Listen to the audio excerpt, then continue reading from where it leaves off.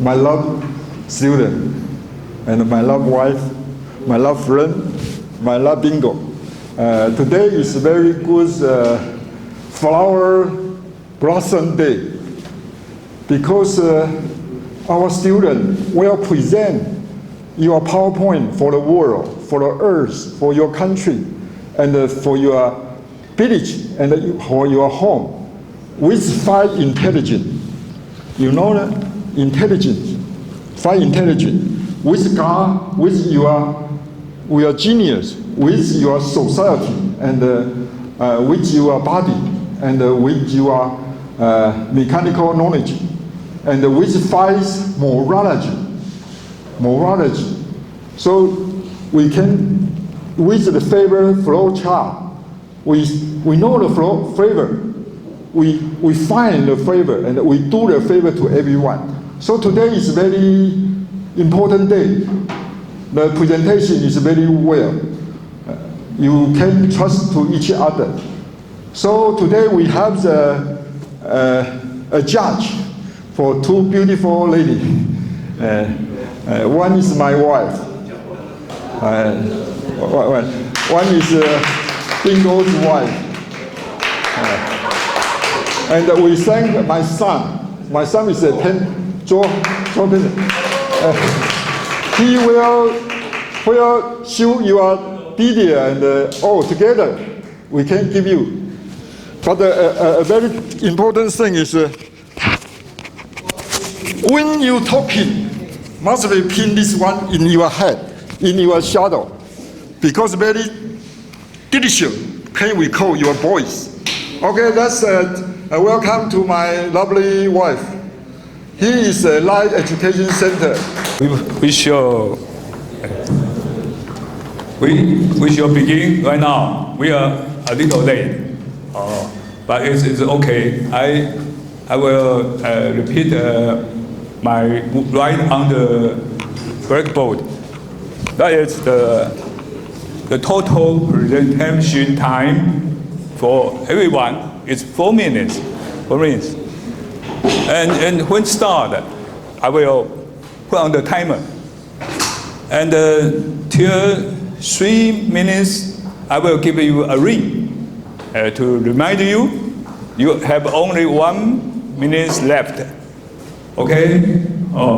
And to the end of the 4 minutes, there is many rings, or you should stop. Okay? Then next one. So you can put on the file on the table of the computer, and you choose your file, PowerPoint or PDF. Okay, all is okay. Just for you choose. And 3 minutes. Don't be afraid. You still have 1 minute. Okay. Then the end of the 4 minutes. Now we start from our first one. 珊珊，就把它拉，please，可以开始。好 ，OK。Okay, let's begin. Okay, the first. Okay, my name is Andy. I come from長榮University Department of Nursing. And today, I'm so sorry I will speak Chinese because I will report for teacher. OK， 好，那我今天想要介绍的是鱼菜共生。那为什么当初会讲这个报告？是因为原本一开始说从小到大就只有接触过永续发展，就只有鱼菜共生的方面。但是我小时候就有一种就是很想要创新再创新那种感觉，对。然后今天最主要是介绍鱼菜共生有什么沿用，然后之后它的缺点是什么，然后它的解决方式是什么，会着重于在于解决方式这一块。那台湾的鱼菜共生本来就是先讲台湾的气候好了，因为台湾的气候就是很温暖，然后降雨量高，然后全年很适合那种鱼菜共生的运作。但是呢，它比较小型，我希望说把它变大型一点，变成说日常比较有实用性，或者是台湾需要这东西的时候可以应用。那台湾的鱼菜共生最常应用于在校园的校园的教育跟社区，还有自行的小型农地那边。然后它最主要是为了要节约用水，然后循环利用以及那个务农发展可以稍微更进步一点。然后现在是以小规模或者是自用为主，但是它不是大量生产为主。然后，但是我会觉得说小规模的话实用性不大，那怎么变成大规模？那我在讲大规模之前，我先来介绍一下鱼菜共生的循环。那鱼菜共生的循环就是它原本是因为鱼菜共生本身就是存在鱼跟菜这两个之间，那鱼会排泄有机物质，然后经过一段时间过后，可以变成菜的养分，然后菜吸收完的养分的东西可以净化水，然后再循环到鱼的身上。对，那要怎么做大规模的？那一开始呢，我就想说，既然鱼菜共生，那应该会用到很多电，所以我加入了一些风力发电跟太阳能，还有雨水收集器。那雨水收集器最后可以用来作为水力发电的为主。那一开始这里有鱼跟菜嘛，那我中间还特别加入了堆肥系统。那这个堆肥系统是为了鱼跟菜之间有一个过渡效应，可以让它稍微有养分一点，然后再交给菜身上，养分就可以堆在菜身上，以此循环这样。那先来整合一下，那鱼排的费用可以提供植物养分，然后净化水质。那雨水收集后面会讲怎么补充循环水源。那最主要是小型太阳能跟风力发电跟水力发电，它是帮助这边有一个是抽水，我们俗称抽水器，因为毕竟水降落的时候要有水抽上来，然后再可以让它发电这样。那最主要就是用水跟用电跟人力成本可以下降。那这是那个雨水收集器的细节表。那它最主要是用于雨水收集之后就有一个储水桶，然后这边有一个小型水力发电，就可以往下，就可以储水。好，继续啊，没关系。那我继续。有关系。OK， 可以了，时间到了，时间再不够。OK， 好 ，OK， 没关系。你继续讲。他是怎么了？他怎么了？你继续讲。可以了，时间到了。好，时间到了。好 ，OK， 没关系。Class. Stop. Okay, hi class. Moses Pishon is my name, and I'm in front of you just to present my topics. It's about promoting decarbonizations in Dar es Salaam's pathway to net zero megacity. Yeah, it's really this is my name, is what I said, and let me go direct in introductions. So, rapid urban growth in Dar es Salaam is increasing energy demands, shifting from fossil fuel to clean and renewable energy sources. So, my topic is about, according to my country, this city of Dar es Salaam, it's now becoming the mega city. So, we face some challenges about the energy sources. So that's why I've come up with the ideas to present to promoting the decarbonization for energy of the Dar es Salaam. So when it comes about Dar es Salaam as a mega city, as you know, the mega city is approximately to have more than 10 million people, and according to UN estimated macro trends, nowadays Dar es Salaam is about 8.5 million people, so it's becoming a mega city, and the energy is stealing the challenges of the Dar es Salaam. So that's why we come up with this idea of decarbonization of the Dar es Salaam, so as to attain the sustainable energy. So when it comes about the challenges, biomass dependence. So heavy reliance on the biomass fuel for household cooking is over 70% of household they still doing this the biomass. So you can see how it still has some challenges. When it comes about the challenges in transport and fossil fuel sector, transporting in the larger urban carbon thick emission sources, as you see, there is a lot of jumps in the wastelands. So this instead the carbon, a lot of carbons. So that's why we come up also with these ideas of decarbonization. So urban heats, high CO2, this is well from the oceans, levels contributing to the urban heat island effect in the city. This one is pathway to decarbonizations in Dar es Salaam. So I just analyzing some pathway to make sure that we achieve our decarbonizations in Dar es Salaam. It's about solar energy and the integrations. These ones like decentralization, solar for commercial industries on, reducing loading of TANESCO and so on. About e-mobile and that transitions that the bus to electricity. In Dar es Salaam we use these DART buses, but they still produce some emissions. So that's why we want to transform from DART buses to electricity. So this is another pathway to achieve the decarbonizations. Another one is about national clean cooking strategies. So when it comes about waste to energy circular economy, in Dar es Salaam also we had these things. Is about locations, Pugu Kinyamwezi, dump site. So this is they doing, they capturing the methane gases to transform from it to electricity. So this is about my charts. Household energy and source usage in Dar es Salaam.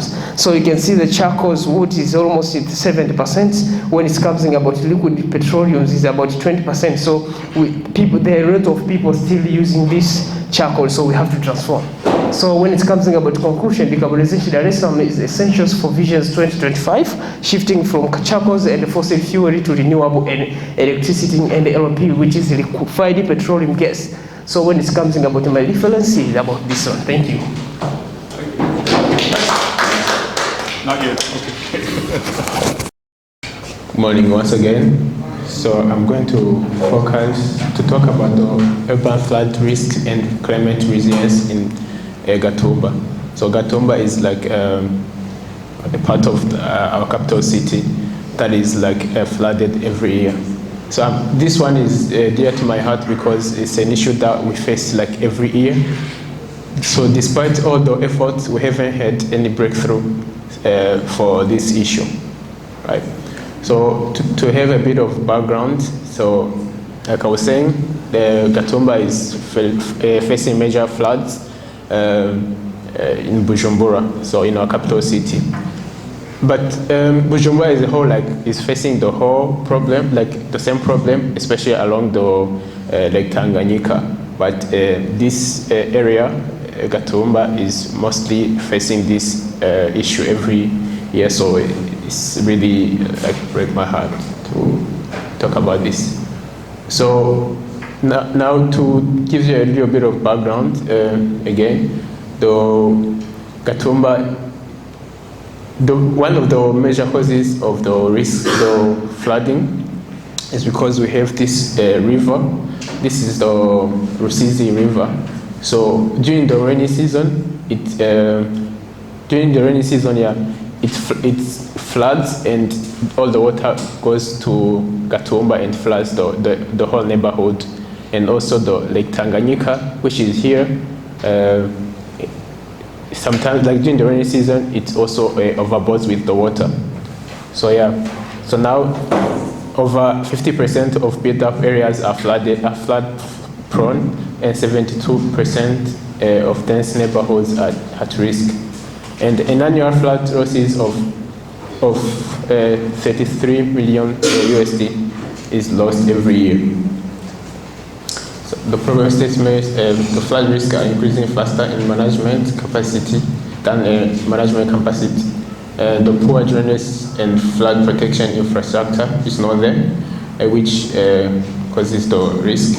And there is weak urban planning and institutional coordination. There is informal settlement, highly exposed, and flooding, which reinforces poverty and inequality. The urban flood resilience, there has been urban flood resilience initiative, especially from the World Bank and other international programs. like I said, those initiatives are like from the World Bank, which has come up with projects to support the resilience in the area.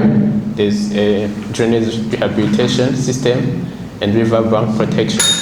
And there's climate resilient roads, erosion control, and strengthening urban planning and institution. There's also nature-based, where we come up with like solution to be able to fight the problems such as planting trees and more. My thing links to these. I wish I would have had more time to talk about this. So it links more to these SDGs. So yeah, like I was saying, those initiatives have allowed us to be able to mitigate those factors, those flooding factors, and there has been progress achieved through partnerships, and we were able to strengthen climate-informed urban planning and also scale up nature-based solution. And finally, to enhance community participation, as you see it here. Thank you.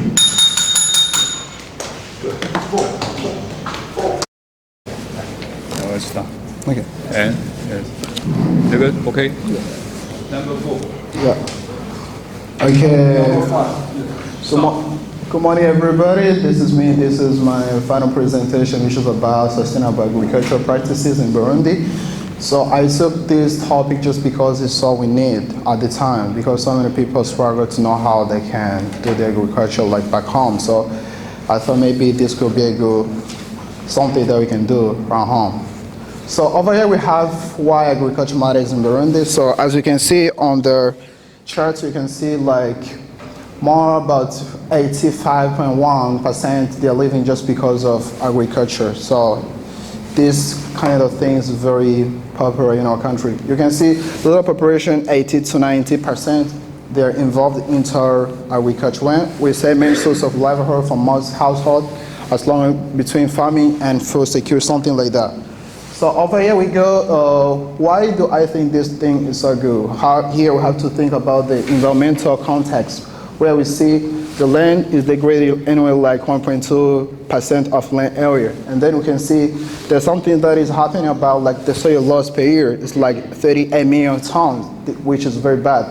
And then we see over here there is agricultural land on slopes. It's not like in Taiwan you have like some slopes that are very well maintained, but you can see over 44% are very in high danger. And you can see arable land like 40%. And you can see over here in the picture we have the climate change as the threat factor. So many people struggle to know how to think or to get some solution about the climate change, but you can see sometimes it gets dry and sometimes it goes like flooding, which is very bad. You can see unpredictable rainfall because we don't have this system that can predict that like the rain is coming like tomorrow. Like in Taiwan you can say like there is typhoon something that is coming like tomorrow.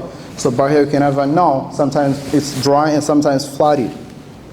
So this is the map, and you can see this is the country facts. Why it's sustainable? Why do we need sustainable agriculture, and what is sustainable agriculture? So as you can see over the picture, I come from over here, so we are near the Lake Tanganyika. So I'm not going to talk everything. So you can see 80% of Burundian depends on agriculture for their livelihoods. So this is very, very true. Even like my family or anyone like that, they depend on agriculture. You can see over here, 40% of GDP of the country is agriculture, where the most incomes come from agriculture. And almost 40% of Burundi land is arable. You can see a lot of places. So people like to do agriculture, but they don't know how to do it in a good way, which we need to have some ideas on how we can do like sustainable agriculture in the future. So more than 4 in 5 Burundians live in rural areas. So you can see why sustainable is important. You can see this is the picture first is before and the after. People just try to live in this place so that they can make the good benefit of it. So existing practices, people are trying to have some plantation of trees so that they can try to reduce erosion and something like this and reduce the risk. So challenges and limitations, people don't have the access to get like those tools that are very like sustainable, something like that. They use a lot of strength while doing the farming, which is very difficult for them to maintain like sustainable agriculture. So why do you think Taiwan is good? You can see their place like is like terrace, is well maintained. Even though they don't have like whole or like much water, they try to have something like this.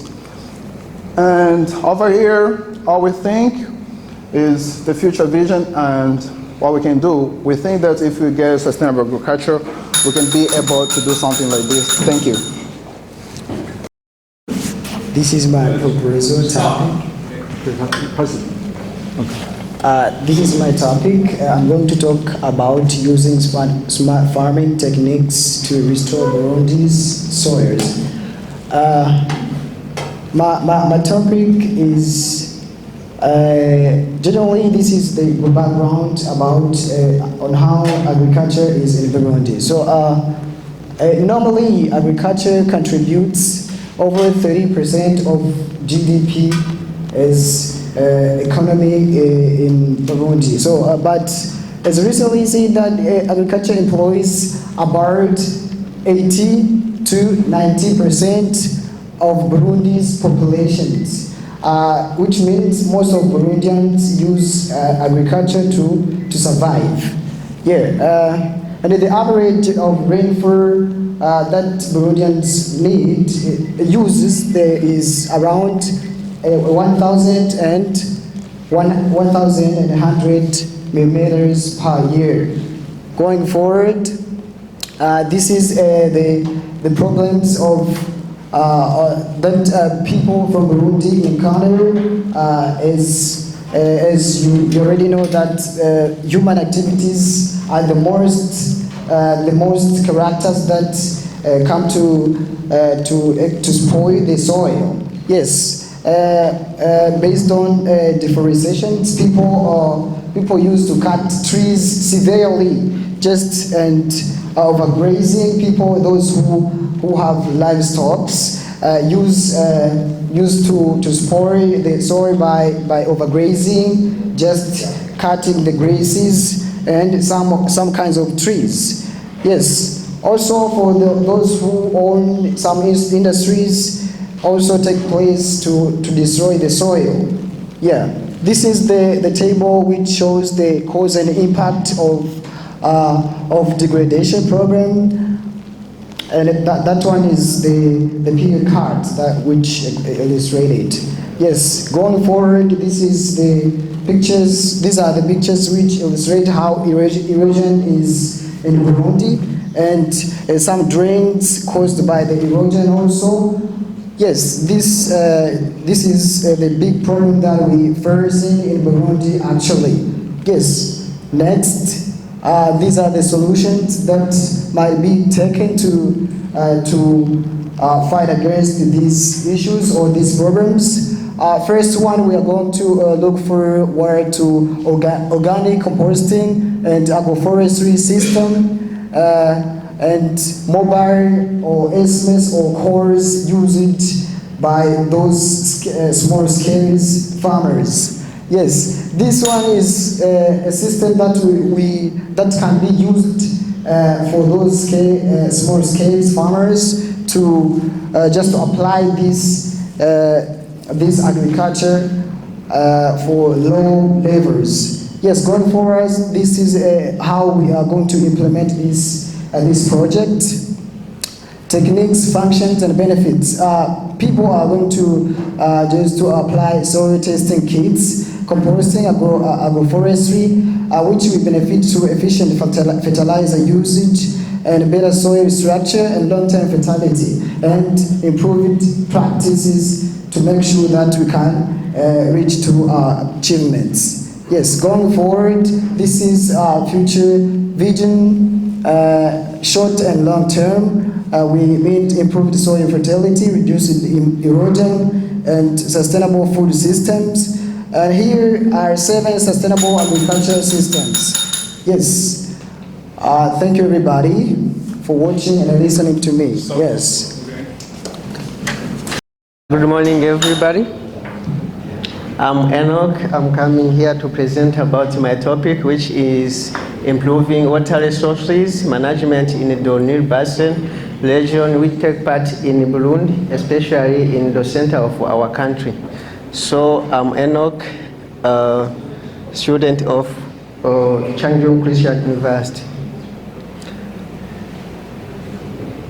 So as the introduction, the Nile Basin supports over 300 million people across 11 countries, and they provide vital water for agriculture, energy, ecosystem, and the livelihood. So the rapid of population growth, climate variability, rain degradation, and hydraulic infrastructure have increased hydrological uncertainty and the political tension over water allocation.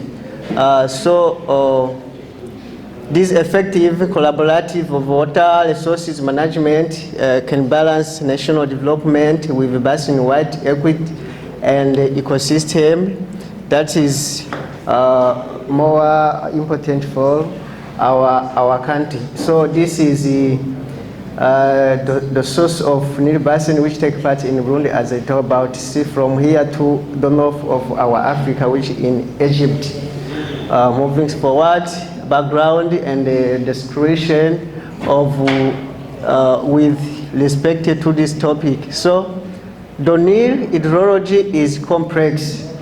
Flows are driven by distinct basins with Blue Nile, White Nile, and the Equatorial Lake, and the high seasonal rainfall regime. So the tropical treaties and asymmetric upstreams, downstreams is very rations have complicated also collaborative with governments. So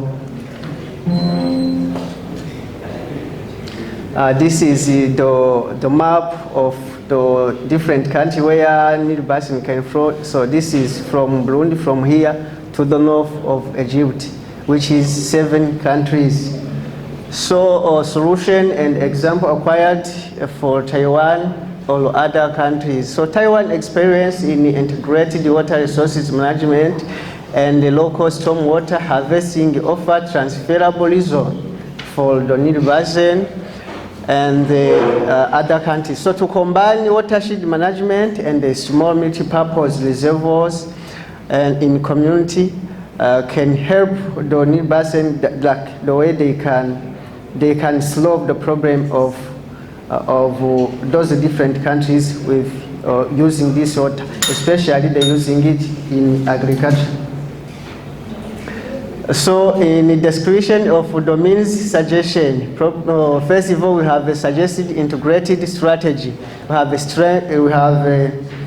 to strengthen basin data operation. We have to scale watershed restoration, sediment control. We have to decentralize the water resilience through and small reservoir. We have institutionalized participatory benefit and sharing. And we have also finance and the capacity. As a conclusion, the Nile Basin future depends on combining basin scale, cooperation with decentralized resilience, building, adopting WRM principle, transparent data sharing, watershed restoration, and also decentralized water harvesting. Thank you.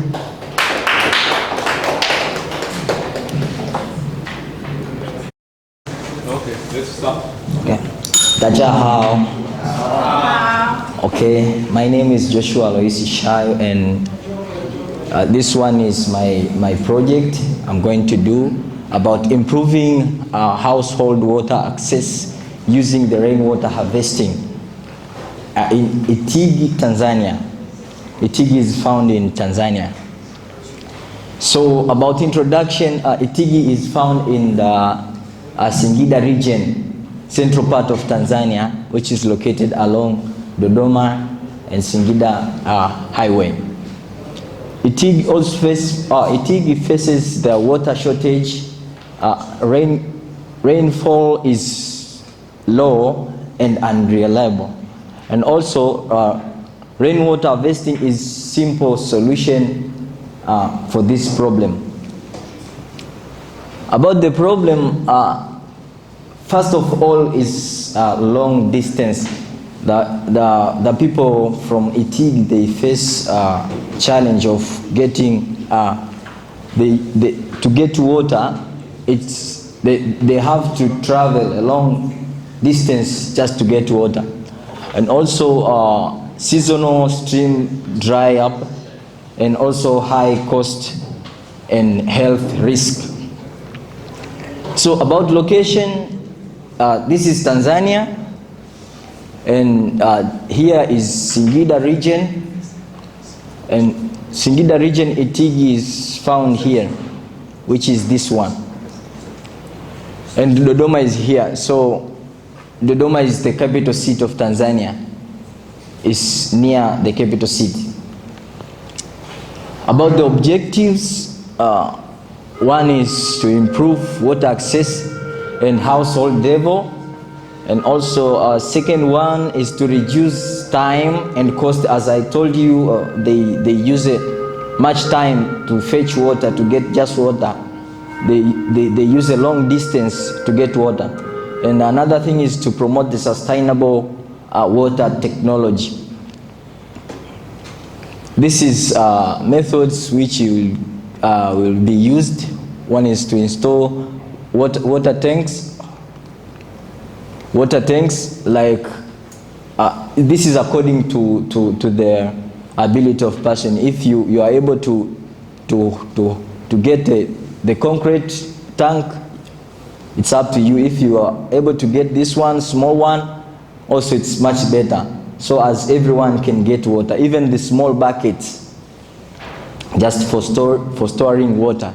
And another thing is to train households how the system is going to function. And another thing is also to use the local and affordable materials.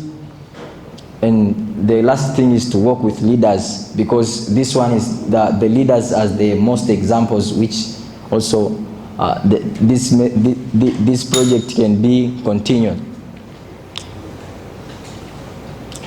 And this is expected results. One is to get more water at home, and the second one is better health. Also, after improving these things, we have less time. People, they will not travel too far to get water, because the water will be there. And also, another thing which can be the last is about climate resilient community. For the part of conclusion, rainwater harvesting is cheap, it is safe and sustainable. Also, it will improve the life of Itigi people. Thank you. Which one? Put it quickly. Morning, everyone. We are going to Tanzania, Tanga region, climatic analysis in Tanga.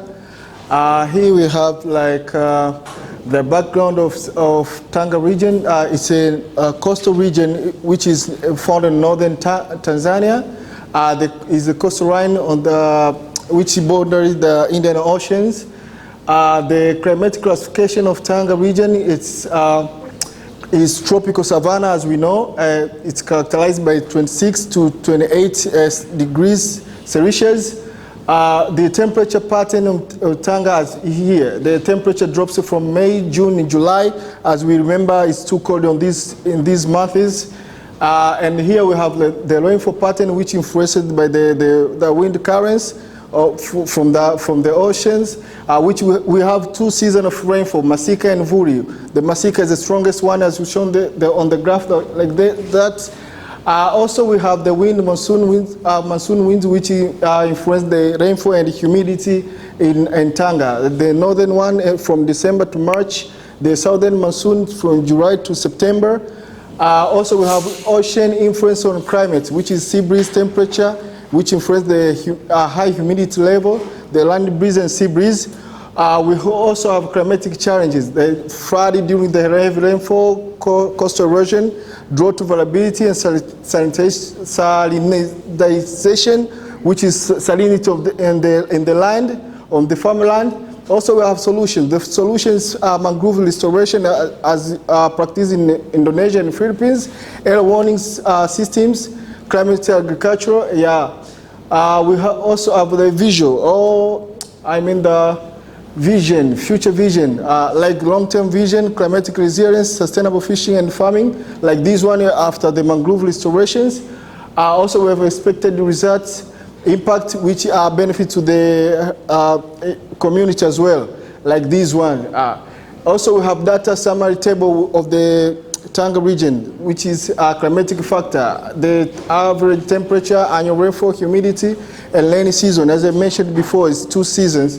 Also, we have conclusion here. Tanga climatic is strongly influenced by oceanic and monsoon system, which poses risk to livelihood, proactive adaptation strategies, which are the essential ones. Thanks so much.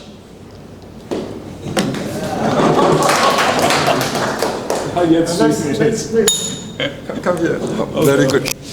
Okay, next. And 第九位，这是第9位。Stop. My name is Julian, and I'm from Uganda in a village called Hoima. And growing up in the village, I used to travel long distances to get water. And you can see here the location of my country, of my village back in Uganda. So it's not working.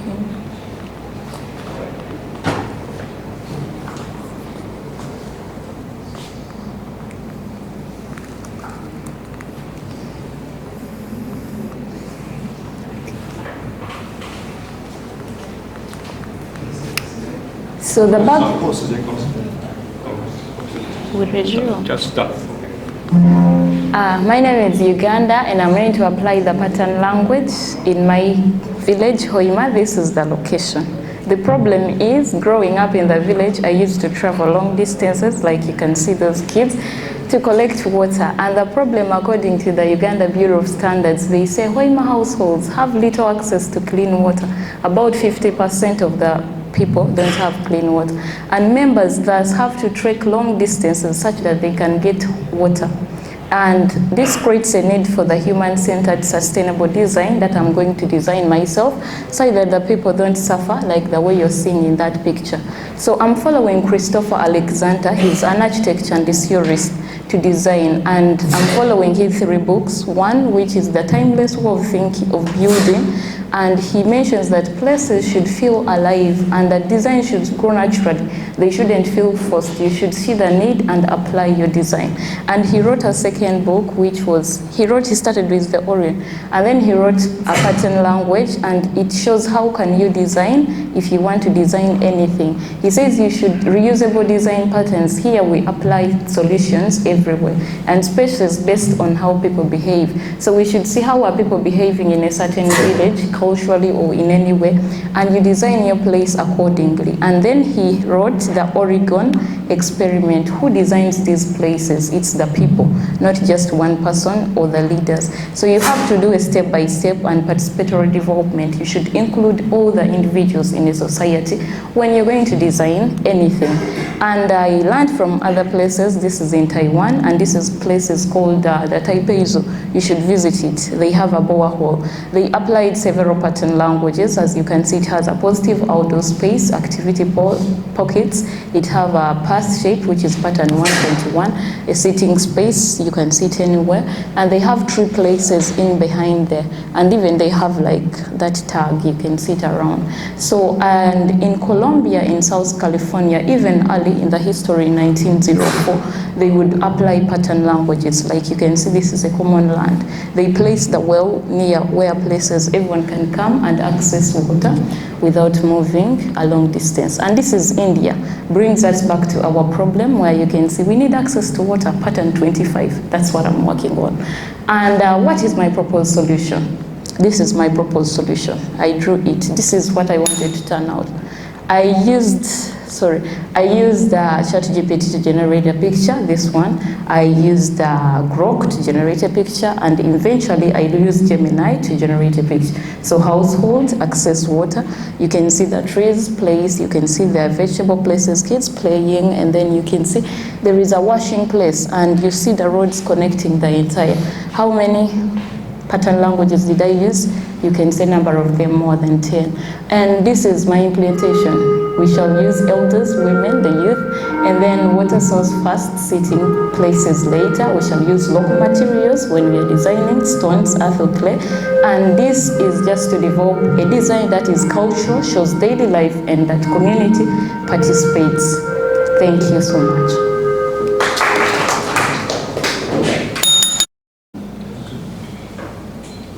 So, my name is Frank Gosson. Morning. So, today we'll also focus on police and resilience infrastructure gap in Tanzania. So, overall, I will speak about resilience, policy gap, and also infrastructure challenge. So, we go to a summary that will also see the police prioritize to emphasize resilience, to implement some rapid urbanizations, weak of governance structures, persistence. Also, we see financial gap to undermine effectively deliver the meet to ability of institutions and community to translate these resilience goals in sustained on the ground progress.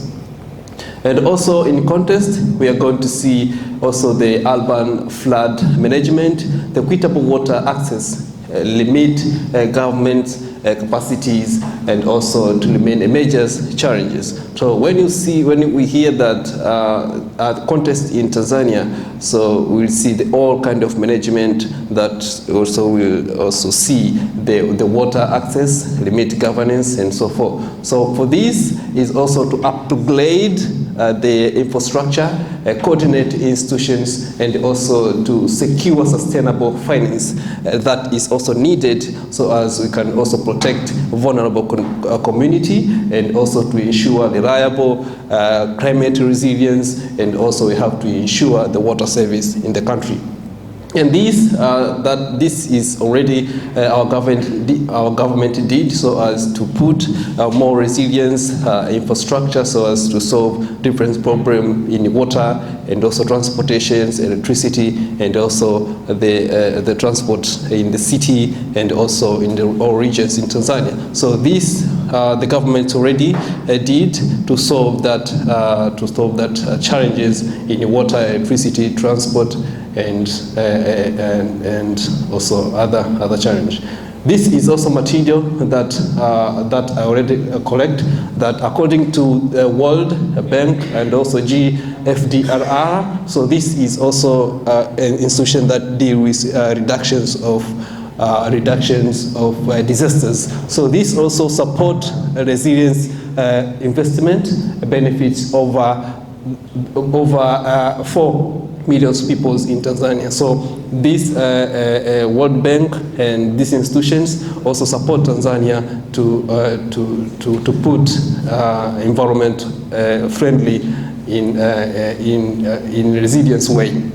And also we have the pressure from urban. So according to 2030, Tanzania, we expected 60% global GDP by 2030, and also we expect 50% by 2050, and that we gross economy in also urban areas. So we expect like 50%. And also this is a policy, legal, and also reform. So according to 2022, we have disasters, but now our government already solved the problem of also building the bridge, so as people they can pass. And also you can see others construction they already made. Also this the World Bank already approved and support our government, so as to support resilience. And this also a critical infrastructure gap. We can see we have management in flood health systems, energy and land planning. The causes of this gap is also, you can see the government issues. Okay, thank you so much. So recommendations, as you can see in the conclusion. Thank you. Okay, next. Okay, good morning for all of you. I'm Maggie in front of you, and I'll be presenting my topic that is basing dialect to my country. And my topic is all about smart irrigation for smallholders farmers in semi-arid regions of Tanzania. So dialect, I'm going to focus on how smart irrigation can help smallholder farmers in my country. So by introduction, I'll introduce about agriculture as the backbone of Tanzania economy, and it has employed over 2/3 of the population and contributing significantly to a national food security. And who does agriculture? Mostly a large portion of the smallholders farmers who rely on heavy or rain-fed systems. And this is this is the picture of my country, Tanzania, and the regions. I'm focusing dialect on Dodoma, Singida, Manyara, and Shinyanga. Those are located in the central part of Tanzania.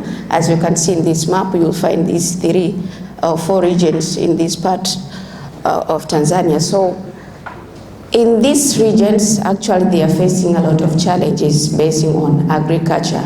First of all, they are known that there is a long dry seasons, and also they are unpredictable rainfalls and drying rivers and wells, frequent crop failures. So it knows that these parts, it's too dry, especially during summertime.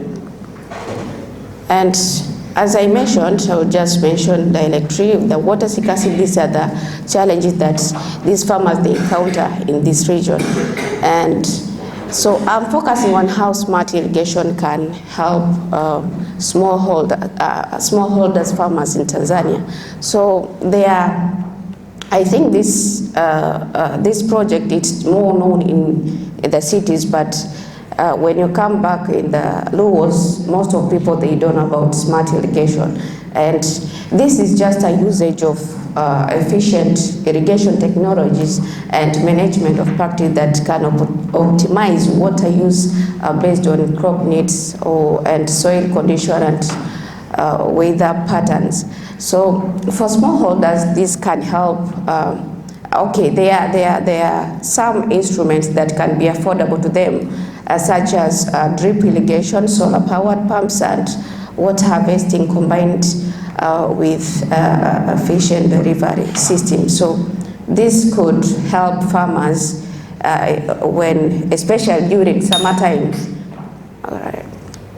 So in conclusion, just smart irrigation, it could help these regions during that time, and by addressing water scarcity and energy limitations, and can help also to combat climate risks based direct on water. Thank you so much. That was okay. Chris, sorry. Okay. 30 waiting here. Stop. Good morning, everyone. This is Emmanuel Sengimana from Burundi. I'm going to present about, that's good. I'm going to present about climate smart agriculture in Burundi. And then my point is improving food security for rural community. So as background, I know most of you we don't know about Burundi, but in Burundi, agriculture in Burundi is mainly rain fed and climate sensitive. The farmer always waiting for the rain to come after cultivation. I think that is not good way, that is not sustainable agriculture. And then climate change causes drought, flood, and soil erosion. Our farmers in Burundi, they know that. they know it, but they don't have another option to do. They always do their way by cultivating and wait for rain to come and then plant. So rural communities face food insecurity and low productivity. So as an international student here in Taiwan, I have some solutions that I come up after arriving here in Taiwan and see. Taiwan is smart agriculture drip. They use irrigations, greenhouses, so that the insects cannot come inside to bite their plants, and digital farming, farmer training and demonstration farms. This is what we need in Burundi. We need some people to come to help our community to develop, to know more about farming and the use of climate resilience crop varieties. Means, suggestion, and supervision. This one I'm going to talk it. For these three ways here on the picture, help farmers build resilience to adapt to climate change and sustainability, increase agricultural production and incomes.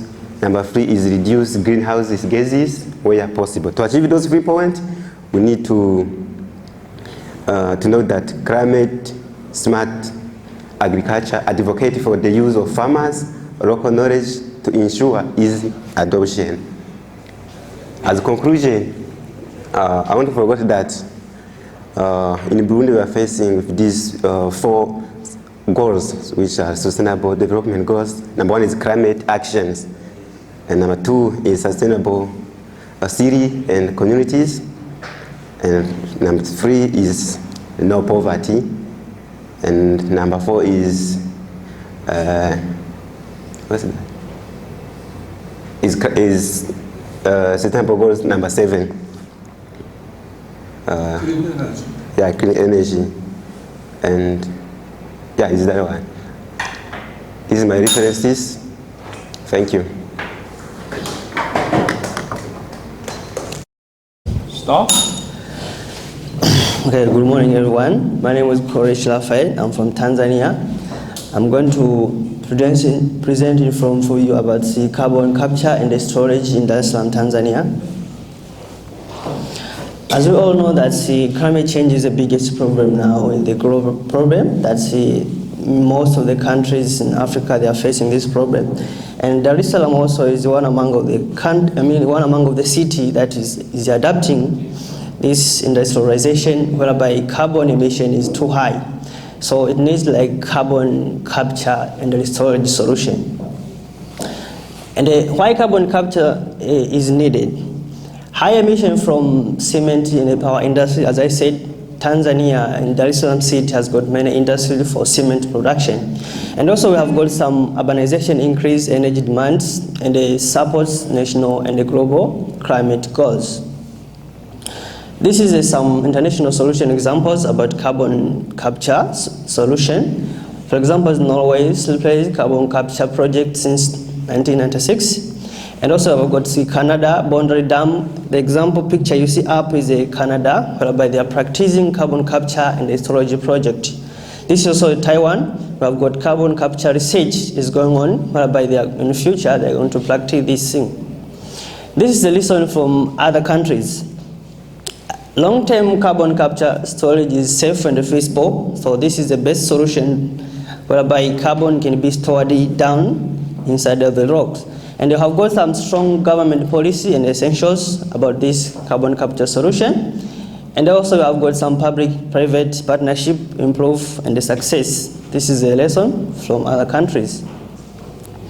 Propose the carbon capture solution approach for my city, Dar es Salaam. First of all, you have to check the target. What is our target? Our target area is whereby to the industry where those carbon gases are being produced in those cement and the power plants. Also, we have got some capture. Where are we going to capture? We have to capture carbon at the sources of this carbon and transport this by using pipeline, and also to store in the geological formation. This is a carbon capture and storage example where you can see this is a natural gas burned at a power station, whereby whereby this is natural gas being extracted from down and being go up, and this is a carbon from the source just taken downward, going to stored in the carbon dioxide stored under the North Sea.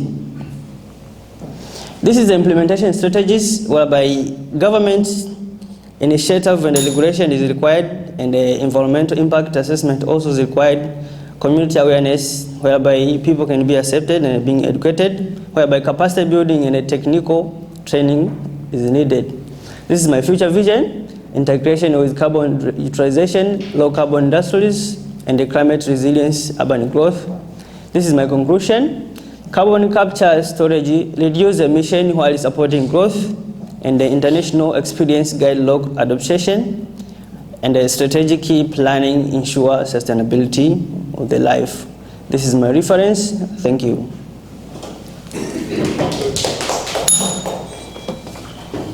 Next. Okay. In Uganda, and how they are putting smallholder agriculture at risk. So what is the problem? The problem is late or more erratic onset rains, which result into delayed or unpredictable start of the rain seasons. Second is earlier cessations of the rains, which result into rainfall stopping sooner than they are expected. Lastly is excessive or unpredictable rainfall. Too much rain or sudden heavy downpours, as you can see in the images. So, what farmers experience in Uganda? Farmers experience planting uncertainties, as you can see. Secondly, they experience crop failures during the droughts when the rains come late as they were expected. Why does this matter? It matters that it causes food insecurity, crops die off, as just saw in the last slide, incomes of people get affected, livelihoods in families face challenges. As you can see, there is nothing on the plate, but you need to survive. Evidence from Uganda, you see high rainfall variability resulting from inconsistent rain patterns swinging between intense downpours, resulting into floods and droughts. As you can see, this was one of the cities in Uganda called Katanga. Global solution. The global solution I looked at is Netherlands. As you can see, Netherlands is a country that receives heavy rains, but the rainwater has been channeled in different areas. As you can see, that is from Netherlands. What are the key adaptation tools that Uganda can adopt to solve the problem? One is buying storage tanks. Another one is resorting to irrigation systems, like in the second image. What Uganda can do as of now? Uganda can adopt low-cost and scalable actions like using solar systems, simple solar systems for irrigation. Future vision. If the problem persists, so farmers can resort to farming of resilient farming systems like sorghum. This sorghum is so much resilient to drought. Conclusion. We are saying that no matter what, adaptation is possible if all goes well. Thank you. The process, how electrifying Mozambique and improving the energy access is moving. So currently, Mozambique has a large hydropower and solar potential. As you can see here, these are the parts where we are producing. In Tete, we are producing the highest, Manica, and in Maputo. These in blue are the places where we are consuming electricity most. However, still with this potential, we are also having a gap. We have people who do not have access to electricity. About 60% people don't have access to this electricity. but still we're exporting to other countries, and they are benefiting a lot from it. So this is a chart just to show how the energy is splitted. For the most part, like 76%, we are using hydropower, followed by natural gas, energy exports are high, but domestically we still are lagging behind in spreading the access of this energy. So in rural areas and agricultural areas, they are not having access to this electricity, and they are not being productive with it in using for irrigation and agricultural processing.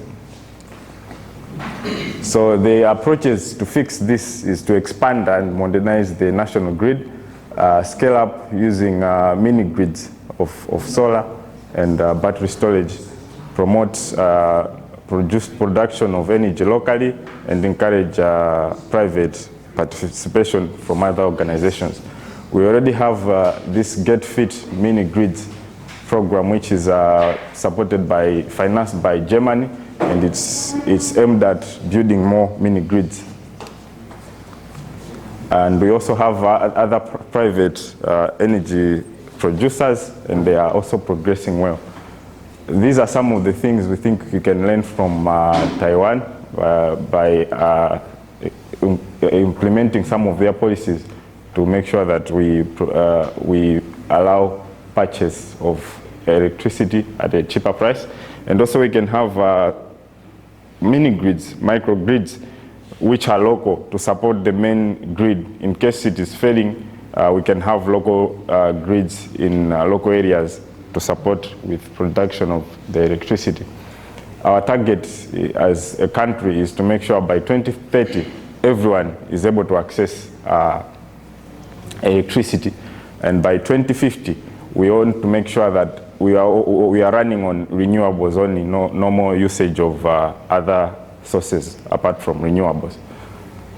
So to conclude, Mozambique is having a key challenge to move from an exporting focused to also at the moment is having a challenge to move from an exporting focused economy, and it is also expanding renewables, mini grids, and market liberalization is critical for universal access.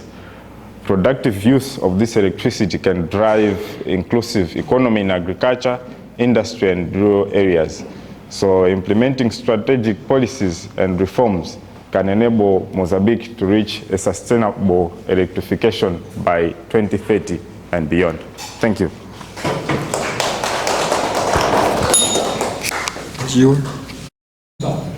All right. Good morning. My name is Don, and I'm going to present expanding solar microgrids for rural electrification in my country, Burundi. All right, so a little bit of introduction, as already already know from the same country. We have a problem of energy. Electricity is a big problem in rural area and maybe most of the part of the country. So the solution I want to propose is to use solar microgrid, like solar panel, to try to solve that problems. So a little bit of the background. Like most of households, they face a problem of electricity due to high infrastructure costs, low household income, and most of them, they use biomass, kerosene, and small diesel generators. And this one, they have problem because they are harmful to the environment, and most of the time they are not enough. The reason why we want to use this is because this has been been implemented in other countries in Africa. For example, in East Africa, in Kenya and Rwanda, they've tried to implement this solution and it worked. So I guess it can work for our country, my country also. Also, the proposed strategy first is in 3 parts. The first is the government should use support private sector, and secondly, it's to give grants to people who want to use that solution, and third is technical training. The implementation timeline for this should be in short term, medium term, and long term. On short term, it will be our policy reforms. On medium term is expansion of microgrids, and on long term it will be the integration of the whole nation. So the future vision, if this can work on short term, it will be better if they can do it like for long term and plan the whole nation for like based on this. Conclusion is expanding solar microgrids is a realistic and sustainable solution to Burundi rural electrification challenges. By learning from regional-based practices and implementing integrated strategies, Burundi can improve its rural area electricity. And this is my reference. Thank you. Good morning, everyone. My name is Eni. I am from Burundi, so I'm going to present on the climate change and its impact on Burundian farmers. So agriculture is one of the most important sectors in Burundi, which employs to even over 80% of the population, which means it's a very important thing in our country. And most farmers, contrary to Taiwan, they are smallholders, meaning that they only cultivate what they can use to feed their families, not like as a whole big business. So it's every family, like mostly every family will have a farm. So we have a big issue now, which is climate change, and it's really affecting directly the planting, harvesting, and the survival of the people in my country. So we're going to understand what's climate. I mean, we know even this class is about climate change, but also I have to repeat, it's the change of temperature, precipitation, and weather pattern on Earth that lasts for decades, 200 years. It's the cause we know. About human activities, and the impacts also we know. It's about rising the global temperature, melting polar ice, and so on. So the most important part of my presentation is the challenges that now the farmers, Burundian farmers, are facing. The first one is the rainy season is starting now later. Initially it was supposed to start in early September, but it's really starting like around October, and it ends earlier, which was supposed to end in maybe April. It ends really early, and even when it's raining, it's really it's rain just a little bit, and the mid-season dry spells like fragments and growing in windows, and the temperature will accelerate the evapotranspiration, drying soil faster, and also the pest disease that's pressure the crop productivity. So these are the vulnerabilities, like the point of weakness that we have, like that caused by the climate change.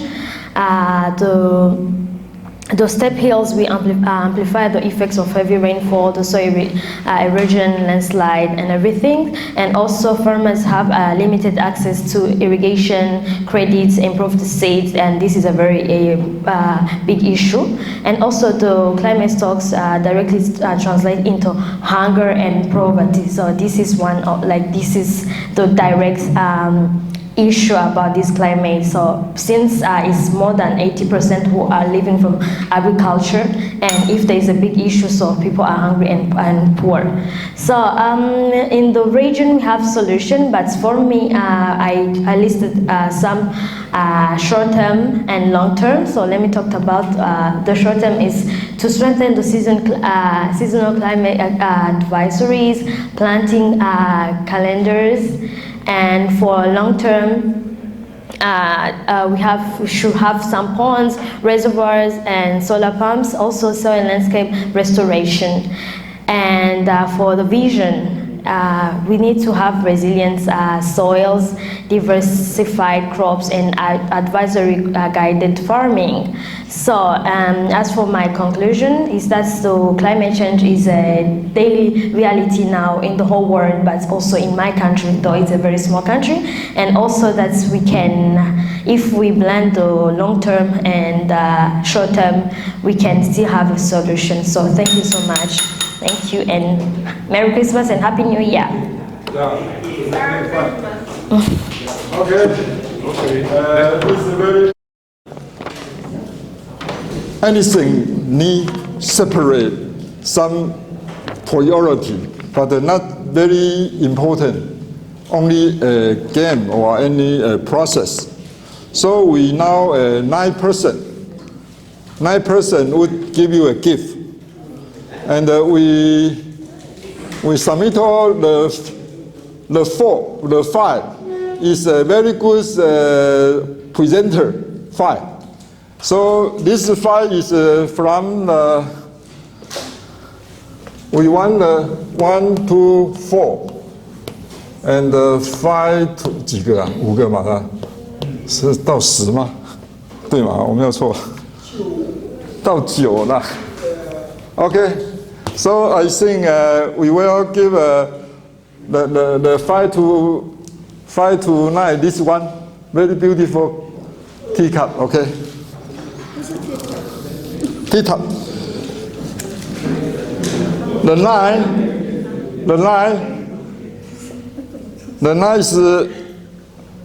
is 9. Julian. Okay, Julian, come here. Come here. 没有 together 没时间 together 他的开始已经开始 and the A is a headlock is a sex headlock headlock HENOCK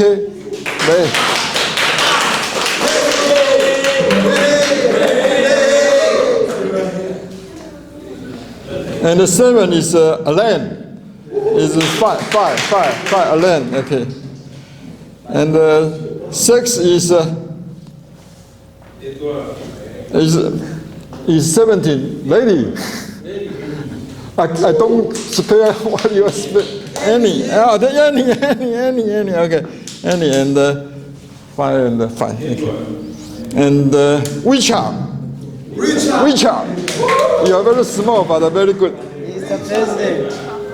Okay, Richard, come here and you take them the cap and make okay. They will give you the 一个拍，的拍，你一张拍。对，我不要站到镜头。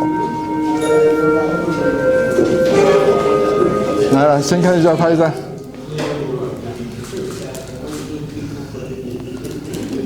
Okay. This is artistic by paper.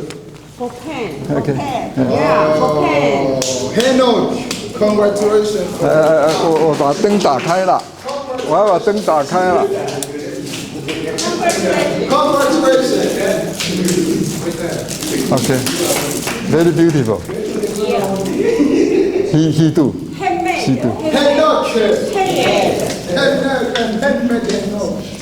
And yes. Alan, congratulations. Okay. And to take a picture together. Richard.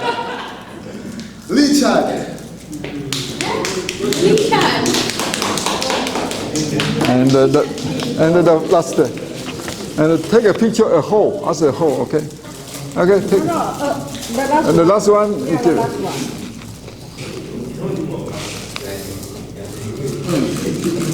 Okay, that's a whole together.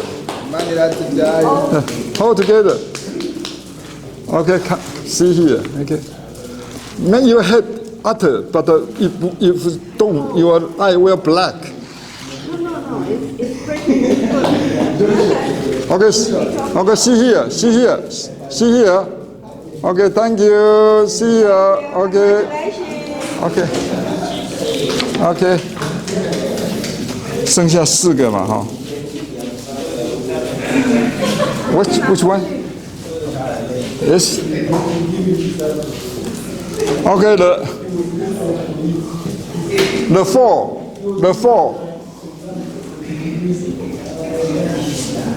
is Raphael. Is 13. Yeah. Okay, come here. Congratulations. Right, take a picture. Title station for hand drawing of Wang Yuxin.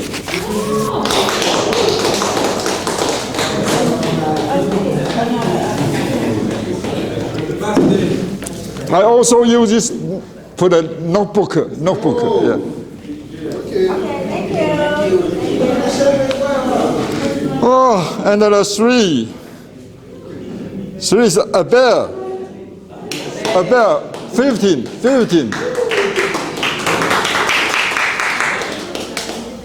Congratulations. This is for Dago Station, hand drawing by Wang Yuxin. Okay.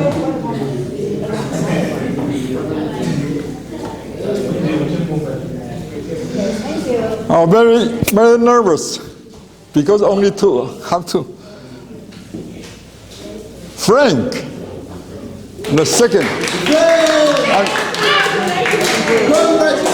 是帽子是不是？帽子。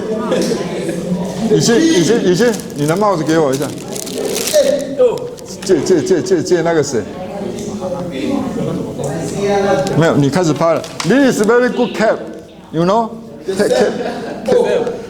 你也带一下跟他拍了。OK. Come here. OK. Congratulations.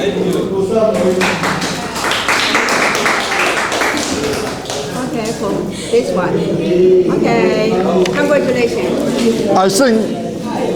I think everyone is a genius, all a genius, but we must do that.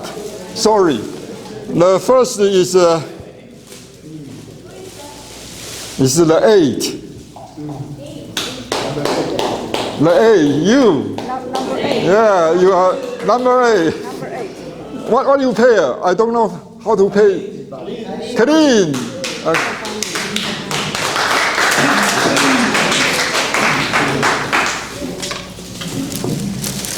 Very good depot.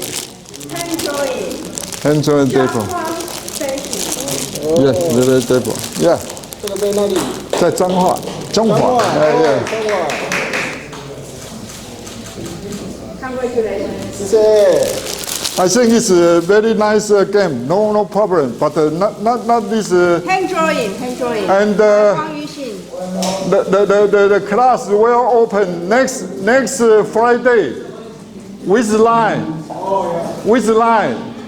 The bingo will tell you a very important thing is how a place can fighting the globalization.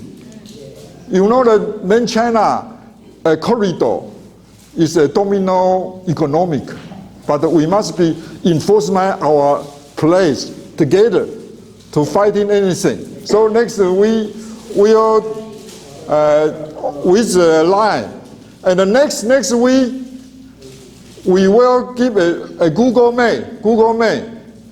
And the Google Meet, I have very consultant person want to learning about what is team intelligence. What is team intelligence? So that's in website. And in that website, we can take a record and a hold. So the last, please come to the blackboard. We make a very good picture. And we salute to everyone. And we can, in our line or in our dream, and we are website next time. Okay, here. And everyone can take your gift. Okay. 好。Okay, take a picture. Here, take a picture.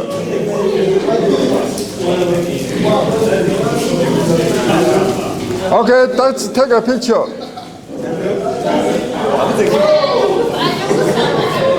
Take a picture, take a picture. Okay, and I told her is other small is before. Okay. Okay, my son will give you a very beautiful picture. Okay, you go. OK， 你们两个要进去啊？你们也要进来啊？那个你帽子戴上。